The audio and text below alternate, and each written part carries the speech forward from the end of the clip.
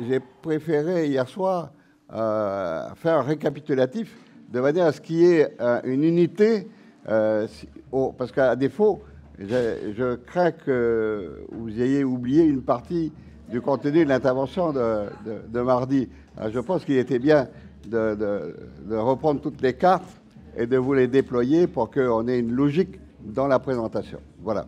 Donc, d'où le terme de récapitulatif et repositionner les perspectives, parce que vous avez vu qu'on est dans une projection de temps à l'échelle du siècle et que les défis ne sont pas uniquement spécifiquement propres au bien commun, mais bien dans le rapport que l'on a au cadre physique dans lequel on est, et que cette manière d'appréhender ce cadre, d'identifier dans ce cadre un certain nombre de biens, de les classifier en biens communs, et biens communs matériels et biens communs aujourd'hui immatériels, avec tout ce que les nouvelles technologies amènent, tout ce que Internet amène. Donc, le monde de la connaissance, Wikipédia qui permet d'accéder à une masse de données, et avec des interéchanges, parce que vous ne devinez peut-être pas la dimension polynésienne dans Wikipédia, qui est un double mot de encyclopédia, donc on accède à des informations, et le préfixe wiki, qui vient du hawaïen wiki, et qui veut dire vite, c'est comme viti en tahitien, mais c'est wiki en hawaïen, et Wikipédia a une petite teinte de polynésien. Alors, cela pour situer un peu les choses dans ce qui nous intéresse, et dans ce récapitulatif, de dire fondamentalement, ce renouveau du concept de bien commun, c'est d'abord par réaction aux travaux de M. Harding, qui a écrit un ouvrage en 1968 sur ce qu'on appelle la tragédie des communs. C'est dire le danger, c'est qu'il y ait des biens communs. Et il donne un exemple très simple, c'est des éleveurs qui partagent une prairie, un pré. Et donc chacun met au départ une chèvre. Ça marche bien, puis après on met 2 chèvres. Et donc le fait que dans le temps, chacun essayant de maximiser son gain, finit par provoquer une surpopulation qui détruit complètement la prairie. Et on appelle ça la tragédie des communs.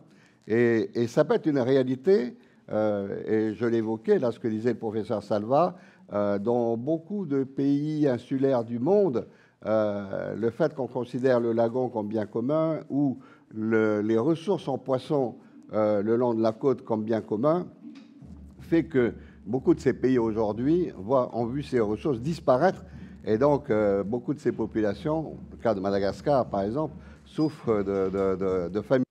Alors, il ne faut pas rester simplement à ce niveau du rapport entre les hommes et des biens communs, dans le cas d'espèce le poisson côtier, mais bien situé dans le contexte du moment. Nous sommes en 1968, et en 1968, nous sommes en période de ce qu'on appelle la guerre froide, c'est-à-dire l'affrontement du monde entre 2 pôles, un monde bipolaire, le bloc Est avec l'Union soviétique et le bloc Ouest avec les pays dits libres et comme leader les États-Unis. Et les États-Unis sont viscéralement opposés au communisme et opposés à toute approche collectiviste. Et donc, les travaux de Harding vont dans le bon sens de l'époque. Et donc, les travaux de Elinor Ostrom, que j'évoquais, par contre, prennent le contre-pied. Et ce n'est pas évident. Elle a commencé à travailler là-dessus également dès les années 60, dès les années 70, et comme je le disais, elle a été personnellement impliquée dans la conception des modèles de gestion de l'accès à leurs ressources en eau, en particulier de l'eau provenant des Rocheuses, donc à peu près à 200 km dans l'est de Los Angeles. Et petit à petit, les autorités de Los Angeles sont allées, en achetant des terrains, puiser cette eau, jusqu'au moment où les éleveurs, qui eux avaient leur bétail sur ces plateaux, se sont aperçus qu'il y avait une diminution de l'eau disponible. Ça impactait le niveau de leur élevage, et donc il y a eu des actes de sabotage. Ils ont mis des charges de dynamite pour faire exploser les prises d'eau pour alimenter Los Angeles. Et il a fallu trouver des processus de dialogue, d'entente, de médiation, pour que tout le monde s'entende sur comment gérer ensemble cette ressource qui est une ressource commune. Ça remonte il y a 40 ans, les travaux d'Elinor Ostrom. Mais aujourd'hui, vous voyez bien que vous avez des grands enjeux de ce type-là. Quand vous prenez un grand fleuve comme le Nil, sa source est dans le sud. C'est un fleuve qui va du sud au nord jusqu'au Caire. Et donc, ce fleuve a une bonne partie de ses sources dans le Soudan. Alors, pour l'instant, le développement du Soudan a fait qu'ils ne sont pas beaucoup inquiétés du Nil. Et donc, il y a une certaine prospérité depuis les pharaons sur l'Égypte, grâce à l'eau du Nil, et ensuite, plus récemment, la construction du barrage d'Assouan. Et donc, quelque part, les Égyptiens s'identifient au Nil, et l'eau du Nil, c'est aux Égyptiens. De plus en plus, aujourd'hui, les Saoudiens, pour leur propre développement, puisent sur cette eau. Et plus ils vont puiser sur cette eau, plus ça va impacter l'Égypte. Et même, à un moment donné, menacer qu'il y ait une guerre. Donc, ce sont des choses qui ne s'éclatent pas forcément comme ça dans des grands débats, mais qui sont des réalités, ce rapport à un bien commun. Et si chacun essaye de manière unilatérale à prélever le maximum, eh bien, il y a des risques d'affrontement. Et c'est un point qu'on n'évoque pas. Mais quand on prend la position de la Turquie, hein, on en parle beaucoup de la Turquie récemment, et le rapport entre la Turquie et les Kurdes, la Turquie et la Syrie, ou la Turquie et l'Irak, voire même entre la Turquie et l'Iran, parce que la Turquie a des frontières avec tous ces pays, c'est d'avoir en tête que la plus grande réserve d'eau dans cette partie du Moyen-Orient, ce sont les montagnes de Turquie. Donc, si demain, les Turcs prennent un certain nombre de mesures de rétention, eh bien, ce serait très pénalisant pour les autres pays environnants. Vous voyez, et donc, si on prend la question de Barcelone, dans sa revendication d'indépendance, c'est d'avoir en tête aussi que les grands projets d'aménagement initiés par le gouvernement qui est à Madrid, c'est comment dévier une partie du fleuve qui se jette à Barcelone, mais qui vient en réalité quasiment du nord-ouest. Donc ça traverse toute la partie nord de l'Espagne avant de prendre le sud et de déboucher à Barcelone. Donc ça veut dire que si demain l'Espagne arrive à dévier une bonne partie de l'eau de ce fleuve pour mettre en culture le centre en allant vers l'Andalousie, ce sont des régions assez pauvres aujourd'hui sur le plan agricole.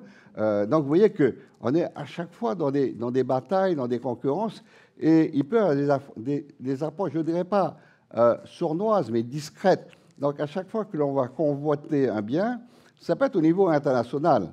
Le cas, par exemple, de la Chine, qui peu à peu achète énormément de domaines dans un pays comme Madagascar, ou de plus en plus dans d'autres pays d'Afrique, parce que le grand enjeu pour la Chine, c'est nourrir sa population. Et pour nourrir sa population, quand on regarde la carte, la Chine, c'est un grand pays, mais presque 72% de la surface de la Chine est difficilement exploitable pour l'agriculteur. Donc il y a un enjeu fondamental pour la Chine à trouver des sources extérieures pour garantir l'approvisionnement de sa population. Donc en produits agricoles, l'Afrique, Madagascar, mais c'est déjà aujourd'hui la Nouvelle-Calédonie. Il y a énormément de programmes de développement agricole en Calédonie, dont en réalité la destination, c'est de produire des fruits et légumes pour le marché chinois. C'est demain pour nous, au travers de Hao, c'est aussi de répondre à ce besoin de la Chine. Mais la Chine, c'est aussi un pays qui est en convention avec un pays comme la Nouvelle-Zélande, qui s'est léché dans un développement de sa pêche hauturière, en particulier après la chute de l'Union soviétique en 1989. Beaucoup d'opérateurs ont racheté les flottes russes qui étaient à vendre et en sont dotés, donc c'est le cas des Néo-Zélandais, d'une flotte hauturière. Donc, ces enjeux, ces basculements modifient le rapport des opérateurs vers ce qu'on peut appeler des biens communs. Alors, sur le plan purement économique, la confrontation entre les thèses de Ostrom qui dit mais non, il y a la possibilité d'organiser les usagers des biens communs, qu'on appelle donc les biens communs, en anglais c'est commonness, c'est les usagers qui en commun vont gérer. Et donc, comment ils échangent des informations, comment ils se mettent en responsabilité, comment ils définissent des normes, comment ils définissent des règles d'utilisation de cette ressource, c'est tout le débat. Et donc, c'est pour ça que j'ai évoqué le Rahoui dans les procédures anciennes, qu'il ne s'agit pas de recopier à l'identique, mais de voir qu'en réalité, il y a toujours une meilleure connaissance et une appréhension de ce qu'est ce bien. Dans le cas d'espèces, ça peut être un plan d'eau, ça peut être une ressource pélagique, en poisson par exemple. Comment donc on définit les normes pour faire prendre des mesures? À partir de là, c'est d'avoir une maîtrise scientifique pour voir comment cette population évolue, comment elle est impactée. On évoquait tout à l'heure les métaux lourds pour la région de Travor, pour éventuellement le lagon de Waialao, mais de manière plus fondamentale, l'impact de la nature, puisque nous sommes dans des îles volcaniques, et bien souvent, nos ressources en poissons, c'est le cas de notre temps, a une teneur en mercure plus élevée que le standard habituel. Donc, je vous donne ça simplement pour voir quels sont les affrontements possibles. Et la grande force et le grand apport des travaux de Ostrom sur ce concept des biens communs, c'est dire qu'il y a des solutions alternatives et complémentaires, ce n'est pas forcément en conflit, avec ce qu'on peut appeler les biens communs.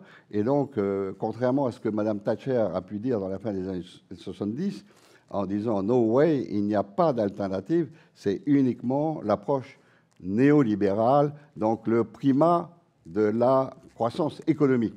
Et comment faire en sorte que cette croissance économique soit la plus forte possible. Donc, on tombe purement et exclusivement dans une logique économique, et cette logique économique, elle va très loin. Elle va, et c'est un peu le discours de Donald Trump, c'est quelque part de dire qu'on doit donner l'outil aux plus performants. Si on a des violonistes et qu'il y a un Stradivarius, on va le confier aux meilleurs des violonistes. Donc, il y a un sous-entendu. Donc, est-ce que des pays qui ont des ressources naturelles, sous-développées par exemple, mettons un pays africain, est réellement le pays le plus en capacité d'exploiter sa ressource? À défaut, il faudrait que l'organisation économique permette à l'opérateur, dans une espèce de mondialisation et de mise en concurrence, que ce soit le meilleur opérateur qui reçoive la mission de traiter le produit. Donc, est-ce qu'il appartient à des compagnies pétrolières arabes de maîtriser l'exploitation de leur pétrole, ou est-ce qu'on doit laisser la place à des opérateurs mondiaux, ce qu'on appelle les six sœurs, qui, à ce moment-là, ont bien souvent des positions dominantes pour accéder à une ressource que, dans l'exploitation, doit profiter à tout le monde. Alors, qu'est-ce que je peux dire d'autre sur ce rapport entre Oui, aussi, un autre élément important, souvent dans le débat économique, vous allez entendre et vous entendez parler de ce qu'on appelle les taux de croissance du PIB, c'est-à-dire quelle est la capacité d'un pays à accroître le volume global de richesse. C'est ce qu'on appelle le PIB. Et là, quand on est dans ce genre de démarche, il y a deux choses qu'il va avoir en tête. C'est que l'objectif est d'atteindre ce qu'on appelle l'optimum économique. L'optimum économique, c'est d'être sûr qu'il y ait la meilleure allocation des moyens utilisés. C'est-à-dire que c'est l'opérateur économique qui devient le premier. C'est un peu le discours du président de la République aujourd'hui, hein, les premiers de cordée, c'est qu'on laisse la place aux meilleurs d'entre nous. Et donc, il arrive à obtenir le maximum de résultats en brûlant le moins de ressources. Donc, à défaut, donc la distinction entre efficacité et efficience. Efficacité, on a fait coup au but, mais un a utilisé 10 balles et celui qui est efficient a utilisé qu'une balle. Donc, vous voyez, c'est tous ces concepts. Mais l'autre point qu'il faut avoir en tête, qui est dans le sous-entendu, c'est de dire l'objectif, c'est la croissance. C'est l'accroissement des richesses. Ce n'est pas tout à fait vrai. Beaucoup d'experts disent il y a un sous-entendu implicite, et c'est pour ça qu'il faut être très attentif. En fin de compte, tout le monde se fout de la croissance. C'est le progrès que les gens veulent, ce n'est pas forcément la croissance. Donc c'est que les gens vivent mieux, avec plus de sécurité, qu'ils soient protégés des maladies, qu'il y ait la paix sociale, qu'on soit préservé vis-à-vis d'un certain nombre de menaces naturelles. Ça, c'est le progrès. L'élévation du niveau intellectuel, c'est que les gens aient une plus grande richesse et capacité de partager des connaissances et d'être créatifs et d'apporter eux-mêmes leur contribution. Eh bien, ce développement ne peut pas s'imaginer sans le financement apporté par la croissance. La croissance, c'est la mise en capacité, c'est un moyen, ce n'est pas un objectif. L'objectif, c'est le progrès. Par contre, on peut se retrouver avec des situations où on a une très bonne croissance, mais on n'a pas de progrès. On peut avoir une situation où on a un taux de croissance énorme, il n'y a pas de création d'emplois. Alors qu'on se dit, oui, mais pour qu'il y ait des créations d'emplois, il faut qu'il y ait de la croissance. Oui, c'est vrai, parce que la croissance donne la capacité d'investissement. Mais derrière cela se pose la grande question du partage des fruits de cette croissance, c'est-à-dire que cet argent qui a été gagné. Donc, si le mode de distribution des ressources font que une part importante, voire une part croissante de la population est écartée de ce partage, on va se retrouver avec une croissance forte, on va se retrouver avec des pays riches, mais on va se retrouver avec un progrès faible. Alors qu'à l'inverse, on peut avoir des pays où la croissance est très faible, le niveau de richesse est très faible, mais par contre, où le niveau de progrès, le niveau de satisfaction de la population est très élevé. C'est le cas du Vanuatu. Le Vanuatu est un pays insulaire, hein, un pays voisin de la Calédonie, mais c'est un pays qui est pauvre. Mais le mode d'organisation du Vanuatu fait que la population est assez heureuse de son mode de vie, de sa culture. Donc, c'est toujours d'être prudent et, comme je le disais, c'est d'éviter de tomber dans la pensée unique et la solution unique. Alors, que dire de tout? Alors, donc, dans cette confrontation entre le tout propriété privée et des options alternatives, pas forcément communistes, c'était le reproche qu'on a pu faire à Ostrom, mais une approche plus communautaire et c'est le cas des associations, donc, qui peuvent, dans certains cas de figure, demander à être en responsabilité et en charge pour gérer un bien commun.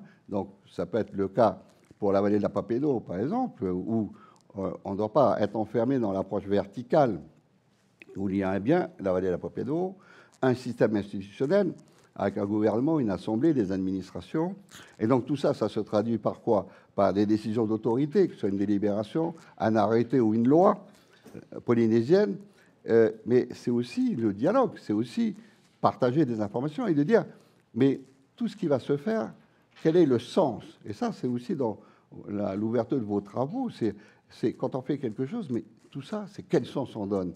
Alors, ce rapport entre Harding et Garrett font que on réintègre le mouvement du temps. On dit oui, mais le droit de propriété, donc j'ai évoqué en France le Code Napoléon en 1804, l'extension sous forme du Code civil à Tahiti en 1866 par une adoption de ce dispositif à l'Assemblée législative tahitienne. Mais l'héritage, c'est d'abord un processus qui fait qu'on dit la propriété privée est ce qu'il y a de meilleur. Alors, on situe un événement majeur, c'est en Angleterre au XIIe, XIIIe siècle, où tout le monde, on peut dire que le pays était composé de biens communs, et le rapport entre la population, la noblesse, les seigneurs et le roi en fait que petit à petit on s'est orienté vers un processus de clôturer de plus en plus les domaines pour faire de l'élevage, permettre la chasse pour les seigneurs, la chasse au renard en particulier, et donc les manants, les serfs sont trouvés écartés de l'accès à ces biens. Donc il y a un processus d'appauvrissement de ces populations et Karl Marx considère que ce processus a permis, en poussant ces populations qui n'arrivaient plus à vivre dans leur cadre physique de départ, à migrer vers les villes, à migrer vers les agglomérations et de permettre l'émergence d'un prolétariat, c'est-à-dire qu'une force de travail disponible et qui sera au rendez-vous fin 18e, début 19e siècle en Angleterre pour porter l'effort de la révolution industrielle. On ne peut pas faire une révolution industrielle, on ne peut pas créer des usines s'il n'y a personne qui travaille dedans. Et donc, si les gens étaient restés dans leur campagne, à vivre de manière traditionnelle, il n'y aurait pas eu cette force de travail. Donc d'où ce fort mouvement, et chaque fois que aujourd'hui on se retrouve dans des processus économiques où un faible nombre d'opérateurs arrivent à accaparer des leviers de commande, on emploie toujours ce terme de enclosure. Donc on revient à ce processus où, et c'est humain, même chez nous, dans toute société humaine, quelqu'un pourra dire, mais en fonction de ma position, je vais un peu tirer les marrons du feu, et au bout de 10, 15, 20 ans, c'est moi qui tiens les clés d'accès à ce qui était un bien commun et que je finis par m'approprier ou dont je vais seul disposer sous forme de concession, sous forme de délégation de services publics, peu importe. Mais on est dans ces jeux avec des équilibres très délicats. Et donc, les arbitrages, comme on le disait dans les travaux de Ostrom, c'est dire qu'on ne peut pas dépendre que du système institutionnel qui a ses qualités. On ne peut pas se passer de l'État, on ne peut pas se passer de l'appareil public. C'est une nécessité. Mais il est peut-être dangereux de se reposer exclusivement sur cela. Et donc, et c'est important. Et quand on voit les taux d'abstention lors des consultations électorales, ce sont des indicateurs inquiétants. C'est-à-dire qu'il y a une déconnexion de la population.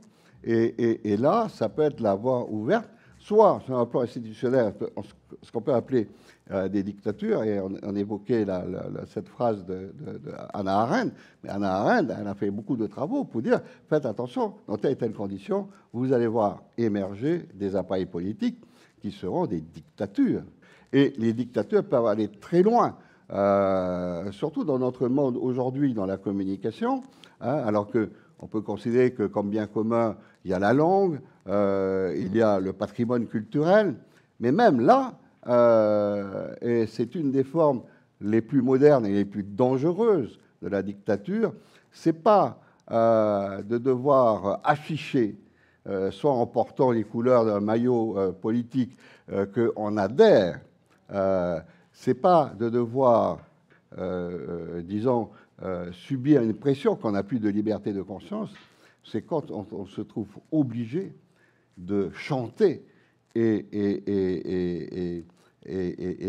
de faire chorus avec les autres. Et l'étape ultime, c'est quand on finit par être condamné au silence. C'est qu'on n'a même plus le droit de dire, parce que quand on va le dire d'une certaine manière, on sera rejeté parce que ce n'est pas conforme aux clés de langage de la société dans laquelle on est. Vous voyez un peu, c'est toutes ces formes. Et donc, le concept du bien commun est très large. Ce n'est pas simplement l'eau est facile à saisir, mais une pièce de théâtre finit par tomber Victor Hugo.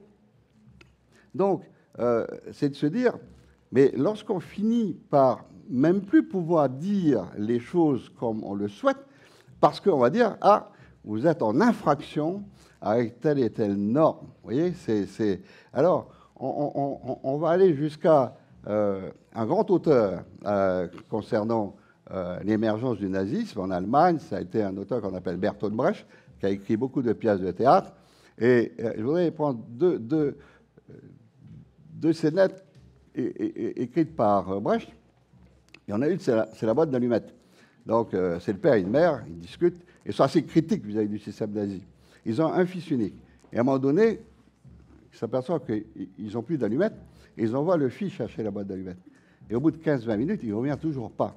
Alors, ils disent, mais qu'est-ce qu'il est en train de fabriquer? Alors, du coup, ils commencent à s'inquiéter. Oui, mais leur fils, qui a 11-12 ans, les écoute. Et peut-être qu'il est allé rapporter à la Gestapo toutes les critiques qu'ils ont pu faire sur le système. Ça, c'est des formes de totalitarisme. Mais l'autre exemple, c'est la rupture de communication, ça s'appelle la cigarette. C'est un étudiant qui partage une cigarette avec un ouvrier. Et donc, il y a à la fois un signe de rapprochement avec l'autre, mais en même temps, il y a un fossé. Un est ouvrier, l'autre est étudiant. Donc, je donne ces exemples, c'est que de dire que le rapport au bien commun, dans le cas d'espèce la culture, ou donc immatérielle, ou l'eau, ou une ressource vivante, donc un bien matériel, eh bien, se situe toujours dans cet affrontement entre deux visions de l'économie et deux visions du monde. Alors, aujourd'hui, pour se situer dans notre contexte, je voulais aussi évoquer quelques facteurs de rupture. Donc je disais, oui, mais Harding, on est en 68, donc la guerre froide, aujourd'hui, l'Union soviétique a disparu. L'affrontement Est-Ouest, depuis bientôt 25 ans, a disparu. Alors, non seulement ça a disparu, mais ça a engagé des processus. La porte va s'ouvrir pour libérer. Donc, beaucoup de réglementations, beaucoup de codifications ont été prises sous la guerre froide pour protéger les intérêts nationaux. Parce qu'on a un ennemi, c'est l'Union soviétique. Là, la notion d'ennemi s'estompe et on va dire, oui, mais ce qui nous bloque, c'est qu'il y a trop de réglementations. On va déréguler. Et en dérégulant, on va ouvrir la porte à la mondialisation. Donc, on est rentré dans un processus économique où il y aura toujours ces conflits, ces confrontations entre biens privés, biens communs. Nous sommes dans ces relations un peu d'affrontement et des choses qui vont entraîner aussi d'autres ruptures. Il faut que j'évoque un certain nombre d'actes importants qui seront effectués par le président américain Bill Clinton dans les années 1990 et qui impactent notre manière de penser, qui impactent notre manière de travailler, nos rapports aujourd'hui vis-à-vis de ce qu'on appelle un bien privé ou un bien commun. Alors, à ce titre, Bill Clinton, pour marquer une démarche progressiste, a dit il faut impérativement que chaque citoyen américain puisse devenir propriétaire. Ça a été le discours de Sarkozy en 2007. Soyez propriétaire. Et c'est un peu le discours qu'avait déjà, sous Louis-Philippe, au milieu du 19e siècle en France, le Premier ministre Guizot, quand sa fameuse déclaration « Français, enrichissez-vous ». Hein, voilà. Donc, il faut que chaque Américain puisse, s'il le souhaite, devenir propriétaire. Ça a conduit à un deuxième acte, c'est de dire il faut que chaque Américain ait un droit au crédit. Il ne faut pas que les banques refusent de prêter. Il faut que les banques, en fonction de la situation de chacun, trouvent un mode de financement, un montage financier qui soit équilibré et efficace. Donc, ça a changé beaucoup de choses aux États-Unis et en même temps, à Harvard, un certain nombre de chercheurs et de professeurs d'économie ont inventé de nouveaux instruments financiers qu'on appelle la tritisation, c'est-à-dire de dire, bon, on est dans un pays de paix, on va vers des stabilisations et on va pouvoir, sur le marché, placer des dettes. C'est-à-dire qu'au lieu d'avoir quelqu'un qui élève une vache, on va acheter la vache ou le lait, on va produire une voiture, on pourra l'acheter, eh bien, on va pouvoir dire, mais moi, j'achète la dette des particuliers, par exemple. Hein, bon, vous devez, par exemple, 10 millions à la Socredo, que quelqu'un dise à la Socredo, mais moi, je suis intéressé, je vais acheter la dette de ces 10 millions. Donc, les jeux de créances et de dettes deviennent des produits marchands, donc on peut les acheter. C'est la loi d'Ailly en France. Et alors, vous imaginez bien que quand on est dans un tel système, vous avez l'historique de votre dette. Quand vous avez souscrit votre dette, vous n'avez pas forcément souscrit la semaine dernière. Donc, votre emprunt, par exemple, si c'est un emprunt sur 15 ans et que vous avez emprunté il y a 10 ans, c'était sur les paramètres il y a 10 ans. Et à ce moment-là, peut-être vous avez souscrit un emprunt qui était à 6%. Donc, un acheteur aujourd'hui peut aller sur le marché, trouver de l'argent à 2% et racheter votre dette à 6%. Et donc, vous voyez qu'on arrive à gagner des fortunes énormes sans sortir d'argent.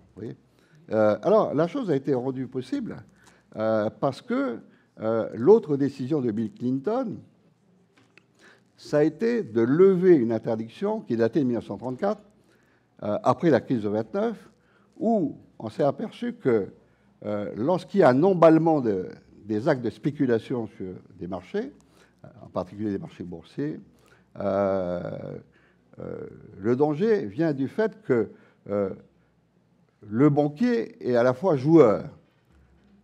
Donc, il n'y a pas de séparation entre ce qu'on appelle la fonction des banques de dépôt. Vous avez une épargne, vous ouvrez un compte, normalement dans une banque de dépôt. Et vous avez des hommes d'affaires qui ont des projets, ils vont monter un hôtel, ils montent leur projet, ils vont voir des banques d'affaires. À la limite, la banque d'affaires peut même prendre des parts dans la société. Donc, par cette confusion, les opérateurs en 29 ont monté un niveau de spéculation tel qu'on a eu une crise, un effondrement. Donc, en 1934, le Parlement américain a dit qu'il faut séparer ces deux métiers. Il ne faut pas les cumuler. Clinton a mis fin à cette interdiction. Donc, et c'est encore valable aujourd'hui. C'est-à-dire qu'aujourd'hui, une banque peut emprunter pour spéculer. Une banque A peut emprunter à la banque B de quoi spéculer sur un marché dans un autre pays. Donc, une banque américaine peut aller spéculer sur le marché de Hong Kong.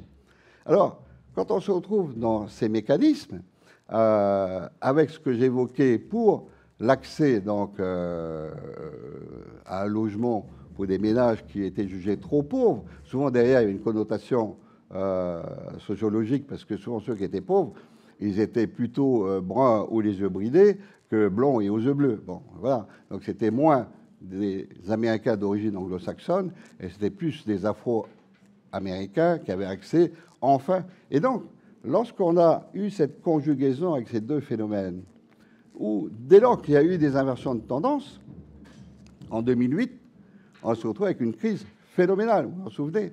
Et cette crise a impacté la Polynésie. Hein. Donc une partie de nos difficultés de 2008 jusqu'à quasiment maintenant est quand même pas, c'est pas étranger à ce qui s'est passé en 2008. La crise a été mondiale. Et avec, rappelez-vous, en Europe, la nécessité de mettre en place des plans de sauvetage des banques françaises, mais ça a été aussi le cas aux États-Unis. Donc pratiquement toutes les banques qui existent aujourd'hui, c'est celles qui ont été sauvées, et celles qui sont mortes, c'est parce que le Trésor américain a refusé d'aider. Alors j'évoque tout ça, ça paraît loin du sujet, pas du tout, parce que cette crise a revisé la lecture que l'on a de ce qu'on appelle le néolibéralisme, de ce qui porte cette croissance, en disant mais c'est très dangereux. Donc on ne peut pas dire que les choses vont de soi. D'ailleurs, ce qu'il y a d'extraordinaire, c'est que juste après 2008, donc cette crise s'est manifestée, et on en porte encore le poids aujourd'hui, la reine d'Angleterre est allée visiter la London School of Economics à Londres, et elle a été émerveillée de voir ces centaines d'étudiants et d'étudiantes brillants. C'est l'élite du monde. Il y a quelques Polynésiens qui sont étudiants à la London School. Et de dire, mais vous qui êtes si intelligent, qui savez tant de choses, comment se fait-il que vous n'ayez rien vu venir avec la crise de 2008? Et donc, c'est aussi la limite, quels que soient les progrès que l'on puisse porter dans le domaine scientifique, la manière de mieux connaître les données du problème, de mieux forger les outils, y compris des outils informatiques, eh bien, personne n'est à l'abri de l'erreur, et en particulier de l'erreur mentale. C'est la conception même de la stratégie, c'est la conception de ce qu'on appelle un paradigme, c'est le modèle d'organisation, et donc de toujours se dire, ça marche, mais si ça marche aujourd'hui, est-ce que ça va marcher demain? Est-ce que ça va marcher dans 10 ans? Et donc, ce qu'on disait la dernière fois, c'est, et vous êtes exactement dans ce cadre, on est dans un monde d'incertitude et de remise en cause permanente. Pendant presque 2000 ans, l'humanité a vécu, du moins via l'influence de l'Europe, dans ce qu'on appelle l'adhésion à une verticalité de la vérité, donc d'ordre religieux éventuellement, mais surtout de dire on doit être dans un système de certitude et non pas d'incertitude. Qui dit incertitude dit menace, dit danger, on a peur. Et quand on a peur, on se renferme sur soi. Donc c'est tout ce défi qu'il y a et que l'on retrouve donc dans cette ouverture à bien privé, bien commun. Alors, un autre élément qu'il faut avoir aussi en tête, c'est que depuis ce qu'on appelle les travaux du Club de Rome en 1970, on dit, mais plus on va aller dans le temps, plus il y aura une raréfaction des ressources non renouvelables. c'est tout le débat sur le pétrole. Et donc, de dire, il faut forger ce que vous avez évoqué, à la fois les impératifs, les contraintes et les missions assignées, ce qu'on appelle un développement durable.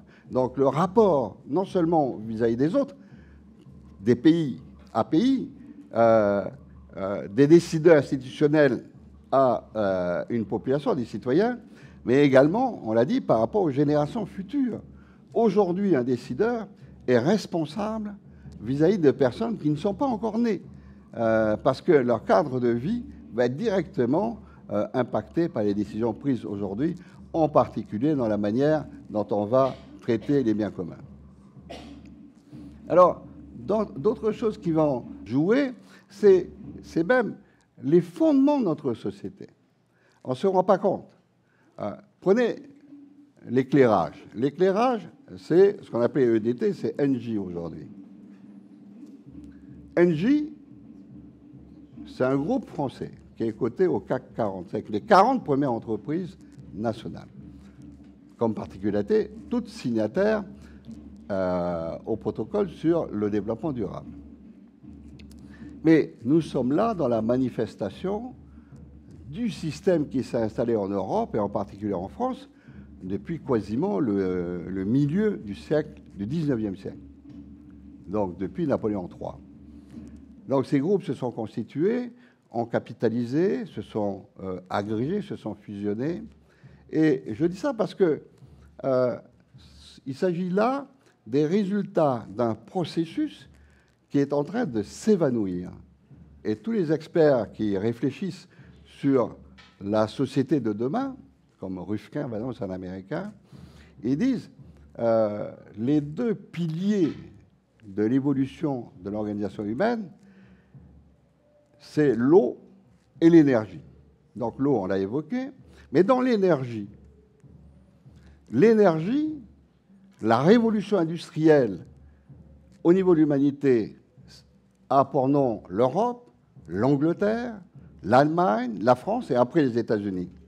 Et quand on est dans ce contexte, l'énergie, c'est le charbon. Donc à partir de là, on va s'accaparer tout ce qu'on peut sur le monde. Et on met en avant la primauté du bien privé par rapport au bien commun.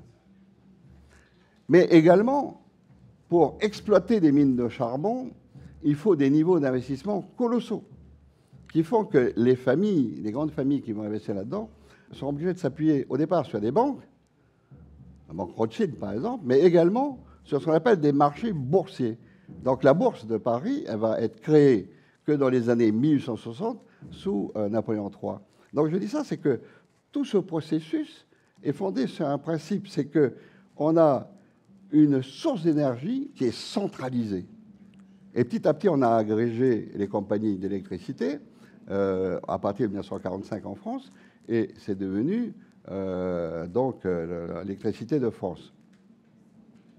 Mais aujourd'hui, les progrès techniques font qu'on voit émerger des alternatives. Donc plus on aura des générateurs individuels, moins on va dépendre du système global, du système centralisé. Et donc, on est dans cette phase de transition. Et cette phase de transition, c'est aussi une des clés de modification du rapport que l'on a vers ce qu'on appelle la propriété privée à caractère exclusif et les biens communs. Alors, simplement évoquer quelques éléments intéressants de la Polynésie, parce que tout ça peut paraître très éloigné du pays, mais vous voyez qu'il y a des interactions assez directes. Donc, d'abord, on est dans un pays où tous les événements importants trouvent leur cause, non pas ici, mais dehors. Et ces facteurs, donc, sont de nature à complètement modifier les rapports que nous, en tant qu'êtres humains, nous avons vis-à-vis de notre cadre physique. Ceux qui connaissent les Tuamotu, vous voyez que dans toutes les îles des Tuamotu, les villages sont implantés au plus près des passes. Hein, vous avez pu remarquer ça. c'est vrai que depuis le milieu du 19e siècle, avant, ce n'était pas ça du tout. Donc, pourquoi ça s'est passé comme ça? Parce que, à partir du milieu du 19e siècle, il y a eu un développement des échanges entre Tahiti et Tuamotu. Et donc, les populations locales pour accéder à des moyens de paiement, ont présenté à des opérateurs qui venaient de Tahiti, donc en goélette, soit des nacres, soit des perles. Et à partir des années 1860, on a commencé à implanter des cocoteraies. Il y avait des cocotiers, mais il n'y avait pas de cocoteraies. Un cocoterais, une conception fin 19e siècle, et portée en particulier par des grandes compagnies allemandes qui étaient rattachées au marché de Hambourg en Allemagne. Donc, je dis ça parce que, faut dire, ceux qu'on pesait étaient à l'extérieur. Et ça a complètement modifié le rapport qu'il y avait des populations avec leur propre cadre physique. Donc, à ce moment-là, on va rentrer dans une démarche qui va renforcer l'intérêt à avoir non pas un vivre ensemble sur un atoll, mais à s'inscrire comme maillon dans une chaîne économique et donc à disposer de sa plantation et être propriétaire. Donc on va commencer à dire, on va essayer de faire des titres de propriété. Encore aujourd'hui, on n'est pas sorti, puisque plus de 60% de ces terres sont encore en indivision. Mais vous voyez que ce n'est pas la population qui a pensé le droit de propriété et qui s'est organisée. C'est des facteurs économiques externes qui ont fait que on est rentré dans ce processus. Voilà. Ça a été vrai également sur comment l'administration s'implique et s'organise mieux lorsqu'on est passé avec les phosphates de l'Océanie à Makatea.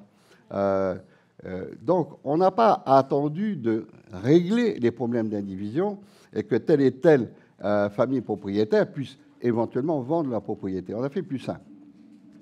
L'administration, pour accompagner la CFPO dans son aventure industrielle, a mis en place un régime de mise à bail. Et donc, tous les propriétaires et copropriétaires et co-indiviseurs se sont partagés une sorte de loyer qui était payé par la CFPO, qui en même temps payait une redevance au pays qui a alimenté à plus de 20% le budget du pays jusqu'en 1966. Donc, je dis ça, c'est pour dire que il y a des modes d'organisation où ce n'est pas forcément de dire je vais régler la répartition des propriétés privées de un tel et un tel. On a fait des montages qui ont fait que c'est resté comme ça. Donc, et M. Éric Lequéré, qui était responsable du service des domaines et enregistrements, me disait que s'était amusé une fois à additionner les surfaces des parcelles des co-indiviseurs. Le résultat donnait un total qui représentait plus de 7 fois la surface de l'île. Hein? Donc, soit on réglait pas la réalité, ça aurait été la guerre civile. On va dire, mais non, c'est à moi, c'est pas à toi. Bon. Et donc, on a fait plus simple. On a dit, vous êtes plus ou moins avec la même marge d'erreur, le loyer est de temps.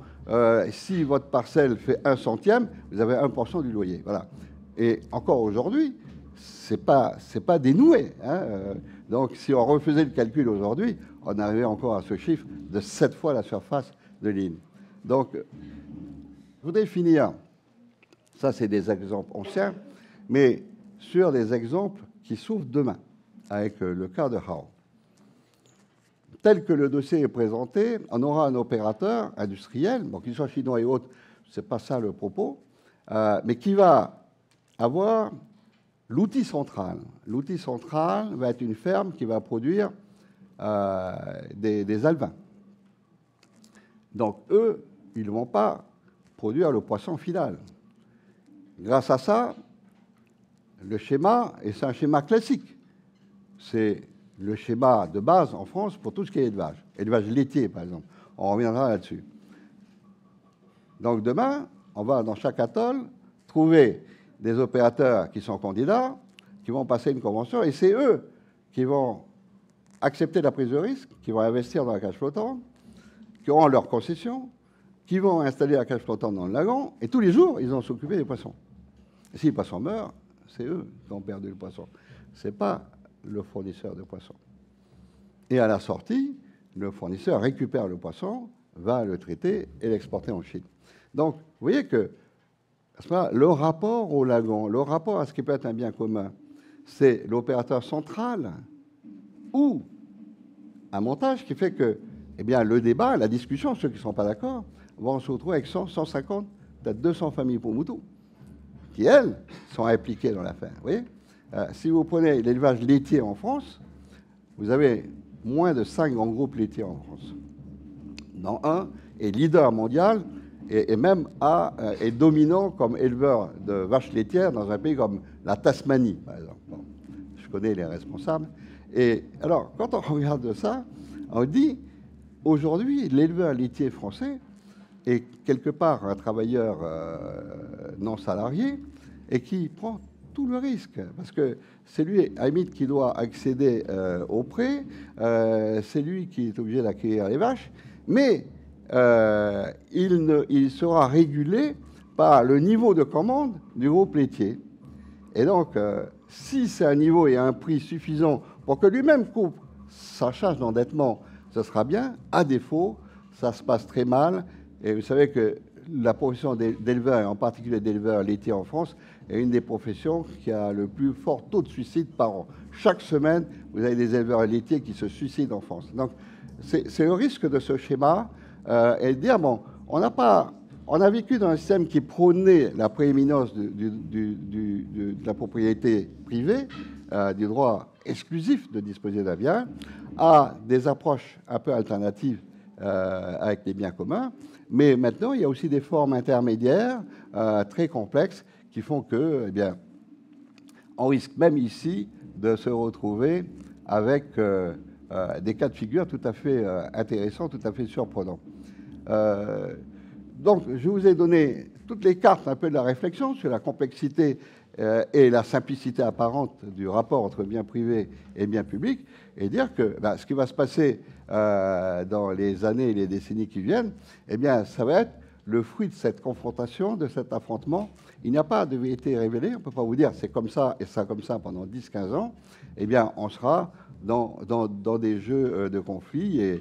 Et même pour ce qui est des ressources maritimes, notre système juridique de référence, on n'est pas sûr qu'il va rester tel quel jusqu'à la fin des temps. Voilà.